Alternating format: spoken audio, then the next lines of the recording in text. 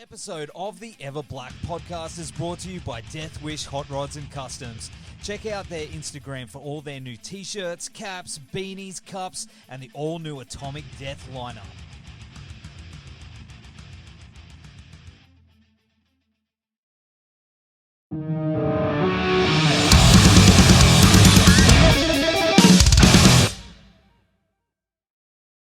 Andrew, thanks for joining us on the show, brother.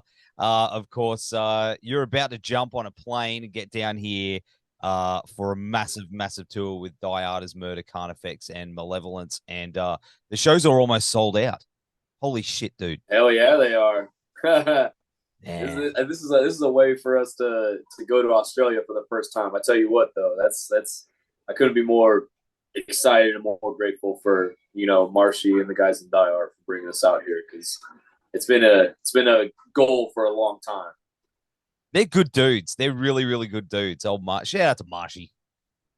Oh yeah, I love him. They took us out to Europe for our first time actually too, and they treated us so well, better than we've ever been treated, by a lot of bands. So it's just they're good dudes. They're great. I think that's the Australian, the Australian hospitality, I love it. Hey, Southern hospitality. Y'all are pretty far south, so are we. I think it's the same. Yeah. That's why I think we're gonna get along like a house on fire when you get down here. Yeah, damn straight. Well, of course. Is this your first time personally to Australia? Oh yeah. That's first time ever. Man, crazy. It's crazy. Everywhere else in the world has this perception of Australia, and there's this Mad Max wasteland where everything can kill you and we're all filthy convicts, which is partly true. But the most offensive thing though is that we drink Foster's, and that's just bullshit. No one drinks Foster's down here. I blame the Simpsons. What's a Foster? Foster's, yeah, you've seen the Simpsons, right? Dude, I didn't watch Simpsons very much. Oh, okay. Yeah. All right. Hey, I wasn't big. That's cool. I wasn't big on Simpsons. Well, anyway, the big question is, what do you think it's going to be like? Oh man, I honestly don't have any expectation, because I don't like to build up something that I don't know what's going to happen. I do know that it's going to be sick. And knowing that alone, I'm so excited, because I don't know, I haven't watched any live videos from Australia shows. I've been forcing myself not to, because that's something I'll do if we're going to a different country or something. I'll look up shows, how are shows here, are people super involved, do they kind of hang around, what's the vibe like? But I'm holding off on doing that for Australia, because I want to be surprised. Awesome. I want to experience it, really have a really full effect that first show, really, really take in whatever is about to happen. Mate, you might need to bring some knee pads, and a helmet. Yeah. Yeah. Y'all get down. Yeah. Hey, we make war music, so that's perfect. You do. Well, bring your chainmail. Yeah. The chainmail down. Yeah. We'll bring the full get up, full night attire. Yeah, man, that's what we need. I don't think we've got enough. Yeah, Yeah, we need a little toughness. Absolutely. Well, man, I just checked out your new album. Man, dude, Eternal Steel is sick. Yeah, dude, thank you, man. I appreciate that. Yeah, that's the goal, man. We really like what we created out there, because we took some time with it. We got to do exactly what we wanted.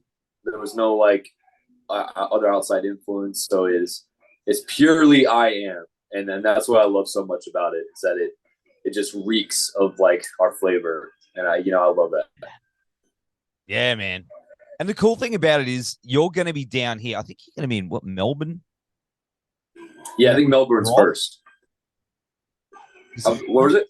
I think it's in Melbourne. I don't know. You're going to be down here in Australia next Friday playing when it drops. You know what I mean? It comes yeah. Because the album drops on the 9th. 9th, yes. Yeah, and our first show was the 7th. Yes, man. Yeah, so that's fucking crazy that we're gonna be in Australia when the album drops too. I remember when we got the offer, we were all freaking out. We're like, the album's gonna come out, we're gonna be on Australia. What the fuck? So yeah, that's pretty fucking cool. What are you gonna do to say? I mean, obviously you're playing the show, but what are you gonna do something else to celebrate? Throw back a few shots. Oh, we're for sure gonna party hard. You know, we're gonna party real hard. I don't know how y'all Australians party, but we're gonna get down. We don't party. Australians don't party. You don't party? No. No. We're in bed by 9 and we read books and we fucking party. We fucking party, mate. You wait. Hey, man, that's your own little party. Yeah, 6-month hangover for you, mate. 6-month hangover. Yeah, no kidding. That's right. But I gotta say, man, the album cover is badass as fuck with the 3-headed panther and the chick with the skull. Yeah. You know, how does that tie into like the concept behind the album? Is there something run through, like a story? Oh yeah, 100%. So I knew with this album, I've always been kind of obsessed with like Frank Frazetta style, barbaric warrior type Conan, War Beast, Beastmaster, shit like that. So I've always been really obsessed with that type of art, and I felt like this style, this music that we created fit perfectly with that, because a lot of the lyrics are a lot of personal things, but told through like a barbaric style fairy tale land thing. So like creating scenes, on paper, pretty much. So that's really what I really wanted to incorporate that style of art with this record, just because to me everything about it fit so perfectly, like with the style of music, 100%. And I'm all about that stuff. I'm drawn. If you can't tell, I'm like a 40. Yeah, I love the Evil Dead. Yeah, man. There. I'm like a 40-year-old virgin who's got kids. But hey, I love it, man. That's why we're the weirdos, bro. Yeah, that's why we do this stuff. We're the weirdos. That's it. That's true. Metal and being weirdo is what I'm all about. But yeah, it comes with the territory. It does. Is the girl on the front cover, is she real? I know like that. But I mean, is she she's based on someone? Yeah, she's not a real person, but whenever I was giving the artists things to take influence from, like I said, it was a lot of Frank Frazetta style, real Amazonian, real strong, powerful type women, so he I think he nailed it pretty damn good. Yeah, man. And I love the 3-headed panther too. Yeah. I told him, I was like, look, I need a strong, powerful woman warrior holding a chrome skull, and with a chain in her hand holding a 3-headed panther. I was like, that's what I'm seeing, and that's what I want. And he delivered. I love it. Yeah, did you give him the tracks when he went to do it? Yep. Yeah. So I do that with every artist we work with, for sure. I send them the tracks. I'm like, listen to this and feel what, what colors, what things, because all the colors were his doing too. So I was like, cool. Whatever you're feeling with the album, I'm cool with you experimenting, do your thing. Man, I love it. I'm all about it. And do you know the thing I love about you guys is that it's a cross between like classic thrash tones and this modern brutality. And I think that blend it's kind of really hard to nail down. Like there's not many bands that can get that formula right. Is that something that you guys had in mind when you created the band? It's like we have to have the best of both of these worlds. So it for sure was something that came about naturally. It wasn't something that we forced into the music. We didn't have, especially, considering with Life Through Torment, that was the first album we did. Yep. That was a completely different guitarist as well, who started writing that album. And then our current guitarist right now came in halfway through writing that album and started putting a little bit of his taste in there. And then with Hard to Kill, the next release, the guitarist had full reign, the Tommy right now. He was able to just put exactly what we wanted to sound like to the best of our abilities at the time, and that's how Hard to Kill came about. And so we had, I mean, since Hard to Kill, we've had, 3+ years to just get better sonically and musically at our instruments. And I feel like that is the biggest difference. And that's what shows, that's how you can really tell the music aspect of how we're growing and how much better musicianship has gotten. And that's just created an entire breed of monster with Eternal Steel. At least that's how I feel about it. And Yeah, I really have to attest getting better as musicians really helped us write the album that we wanted to write. Because you could have this idea of what you want to do, but if you're not actually there to physically play it or to think of it creatively, it's not going to happen. So we never forced it. It just all came really naturally and in the best way. I don't think it's a hard cut. I don't think there's a huge difference. Like there's differences between the albums, but you can see little bits of where it was going to go. I think you guys have like fully perfected that sound on this album, and I think it's going to be something that I think a lot of bands are going to pick up on, that are trying. They're going to be like, well, these guys are doing, like, they've got that perfect formula. So I think there's going to be a few bands in the near future that are going to owe you a few beers.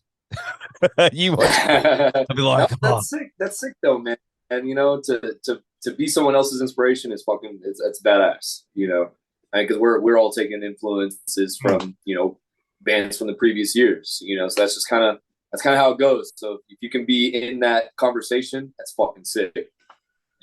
Yeah, absolutely. But with lyrical content, obviously, you draw from a lot of fictional side. And you said before, it's personal stuff that's filtered through that. But apart from like Conan and stuff like that, like what do you draw your influences from, like when it comes to the fantasy stuff?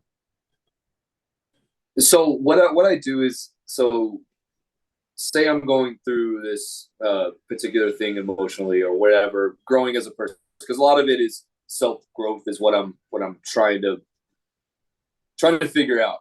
That's a real hard thing for, I feel like, a lot of people, and including me, is self-growth. That's something everybody's always striving for, and something me personally the last few years it's been really fucking me up.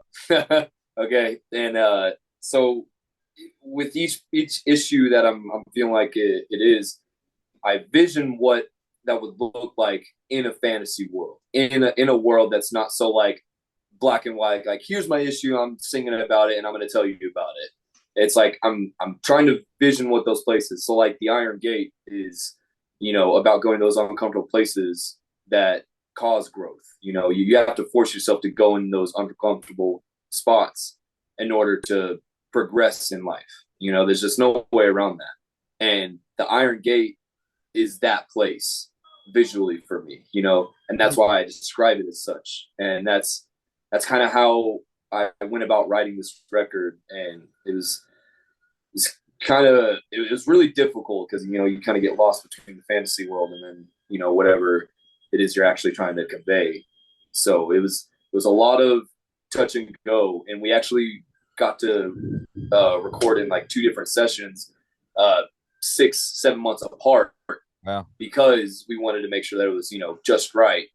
So in that aspect too, it's like we got to take longer on this record. We got to listen to it and figure out if things worked or not for a while. And then if they didn't, we got to go and change it, So that's another reason why I think this album is for sure a lot different than what we've done in the past. But just in general, I think it's gonna hit in a lot of different ways.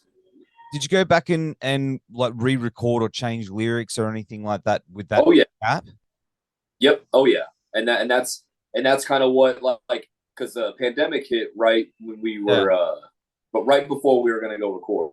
So it was like 6 months prior, and we were gearing up. We were hustling to try to get this record finished, and we went to go record it. And obviously things just kept getting delayed. And so we were like, well, we've been listening to this album for the last 4 months or so. So and there was some things we didn't like about it that we wanted to change. And so, we hit up Randy, the producer and we're like, yo, can we come back up and do another session? Try to get this stuff really dialed in. He was all about it. So I think it just created a better record, because we actually got to listen to it after it was done, and still get to change things before it's released. Not many bands get that. It just goes out in the world. Yeah. Man. I hear it all the time in my I go, fuck, I could have done that different. Yep, exactly. We got to remedy a lot of that, Man, you've also got a brutal voice, man.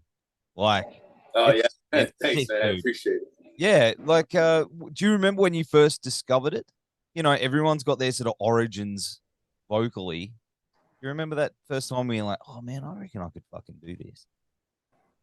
Yeah, so I used to live in a trailer. I lived in trailers my whole life, but I was living in a trailer. We had this little what the fuck was it? It was a game system. I don't even remember what type of game system it was, but Rock Band was in it. That old game Rock Band. You remember with the guitars and shit? You could set up the drums. Yep. But I didn't have any of that. All I had was the plug-in microphone that plugged into it. And I remember this one time I paused the game, and you could still hear the microphone through the pause screen.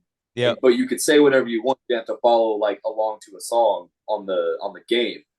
And so I put on Job for a Cowboy, Doom.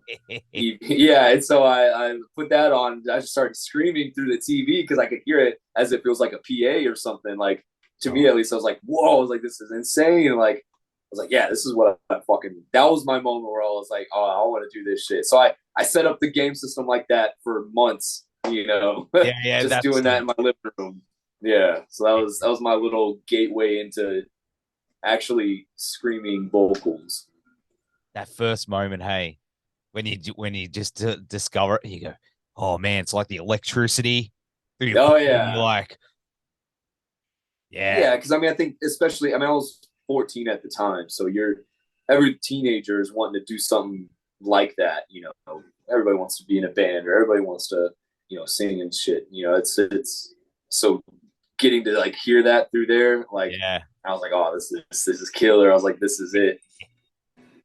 Man, and obviously being from Texas, there's a lot of cool, sick bands that everybody knows from there. Obviously like Pantera, Power Trip, and The Sword, and just to name a few. But what's the scene like over there in general? How would you and coming out from that? Man, it's incredible. When I was younger, it was a little more tough because it is a tough scene. It's a lot of tough people used to go to shows and womp on people, when I was a kid.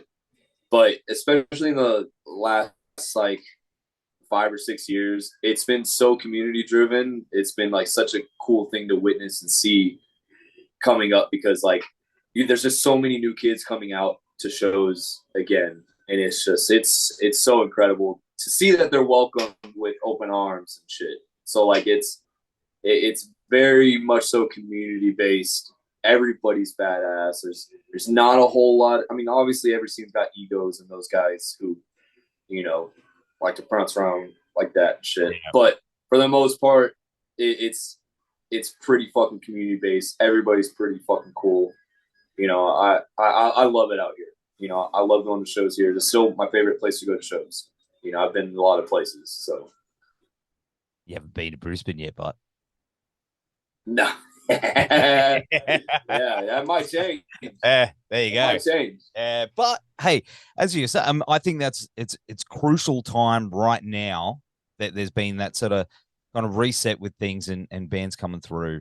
Oh yeah, and new fans are coming. The young kids are starting to discover that have just hit 18 and stuff, and they're going out to shows. So now's the time to embrace them and bring them into the community, because there's a lot of ones that missed out on that couple of years. We got to bring them, build that scene. So, and I think that's super. Exactly. That only helps. It only helps shows. It only helps bands. This is I feel like one of the last styles of music, metal hardcore stuff that really benefits from fans and people going to shows. Yep. That's, it really matters to like, what type of shows can go to your city and what type of bands can go to your city, So it's, the more people that come out, it's literally the best thing that can happen for our style of music. 100%. 100%. Yeah. And I know we're running out of time here, brother, but what's next for you? What's happening with I Am after this Australian tour? You just going to move here, or are you going to, what are you going to do? What's funny is that was one of I made, like, when I was younger, I made a list of 5 places outside the country I'd want to live. And that was my number 1 spot. And still is like that's why I said that's like the biggest goal for me. So I'm super stoked to go there, because that was one of the places I wanted to live for a while, like just as like a dreamscape type thing. So that's incredible. But what's next is we're gonna be doing a headliner this fall. We're gonna doing that. We already have a full US lined up for next year in I don't know, it's probably about March or so, early spring. And then we're gonna be planning to do a real headliner for the album after that. That way we can really put a lot of thought, a lot of production, a lot of stuff into it. Yeah, we're just fucking trying to climb, man. That's all we're doing. We're trying to climb, play badass tunes, hang out with cool people. We're here to party. And we're here to fucking headbang. We're here for it, baby. That's it, man. As my mate Chippy would say, go forth and kick it in the dick. Hell yeah. Kick it in the damn dick. I like that. Mate, like it's been awesome hanging out with you on the show. We're going to have all the links down here to your new album, Eternal Steel, that comes out this week. And of course, the tour dates. You're going to be getting on that plane any minute now. So you better get on the bike. Oh, yeah. I think, we're leaving Sunday night. Man, it's getting close. I know. It's like, 2 days pretty much till we got to get ready for it. So it's trippy, man. It's crazy that this is really, coming to fruition. I'm excited to get there. Let's go, brother. I'll see you in Brisbane. Yeah. But in the meantime, have a safe flight, man. And have a good one, brother. Thank you. Yes, sir. Appreciate it. I'll see you there.